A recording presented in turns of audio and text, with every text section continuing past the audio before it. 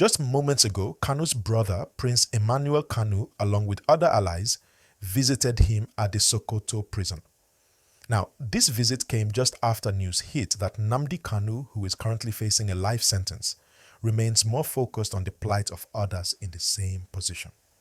This statement from Kanu was not only a message of hope, but also a call to action, a reminder that his personal fight for freedom is intertwined with the struggles of many other innocent people locked away behind bars. He said, "We all visited Mazi Nnamdi Kanu today. He remains focused but more concerned with the rest of citizens who are also incarcerated for the same reason as his. I will fight to correct the wrongs for the benefit of others." This is the kind of statement that stands out, because it's not just about him anymore. It's about the many others who may not have the same platform or resources to demand justice. So, while Kanu has been incarcerated for some time, his message is loud and clear. The fight for justice goes beyond just one individual. It's about holding the authorities accountable for wrongful imprisonments that have plagued Nigeria for years. Now, what's been happening in Sokoto? Well, Kanu's legal team and family were hoping for some positive developments with the appeal process. They've been working tirelessly, hoping to get Kanu moved back to Abuja for a proper hearing of his appeal. But here's the catch. There's been a significant roadblock. A federal high court in Abuja actually refused to issue a production warrant, which would allow Kanu to be transferred back to Abuja for his appeal.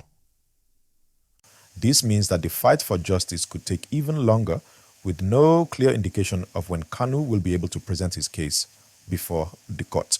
Now, I want you to think about this for a second. Kanu is in Sokoto, and without that warrant, he's basically stuck there. But here's the issue. His lawyers and supporters argue that this denial isn't just a procedural delay, it's a deliberate attempt to undermine his right to a fair trial and prevent him from fully exercising his legal rights. Think about it. Being moved hundreds of miles away from the capital, where his legal team and family are based, only adds more layers of complexity to a case that is already riddled with controversy. Many are asking, is this really about justice, or is this about trying to make sure he doesn't get a fair shot at proving his innocence? This decision also raises more concerns about Nigeria's prison system. Now, many people already know about the challenges facing the country's correctional facilities. But what happens when you've got high-profile detainees being moved for reasons that don't quite add up?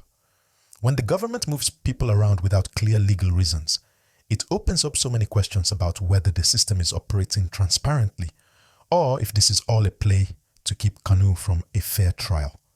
But let's zoom out a bit. This story is bigger than Kanu alone. His imprisonment isn't just a legal issue. It's part of a broader conversation about the state of human rights, freedom of speech, and the treatment of political prisoners in Nigeria. There are others in the same boat as Kanu. People who are behind bars for expressing their views, for protesting, or simply for challenging the government.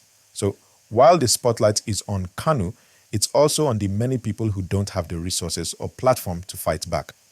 I want to highlight something Kanu himself mentioned during his visit with his brother. He said that he is more concerned about the other inmates who have been unjustly imprisoned. This is a powerful message. Think about the solidarity behind that statement. He's not just looking out for his own freedom, he's advocating for all the people who are suffering the same fate as him.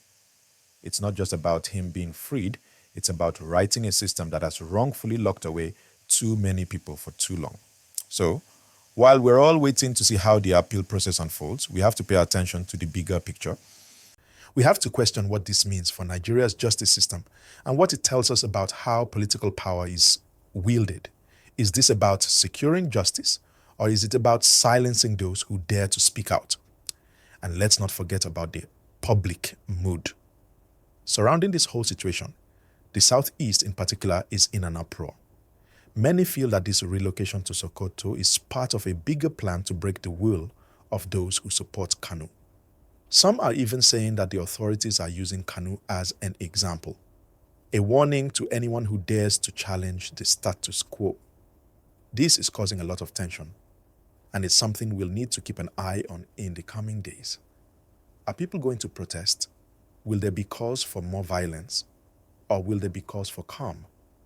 Only time will tell. But one thing is for sure. Nnamdi Kanu's case isn't just about him anymore. It's about the fight for justice, the rights of citizens, and the fairness of Nigeria's legal system. If Kanu cannot get a fair hearing, what does that say for the rest of the country? And as we wait for more updates, don't forget to like and subscribe to the channel to stay updated.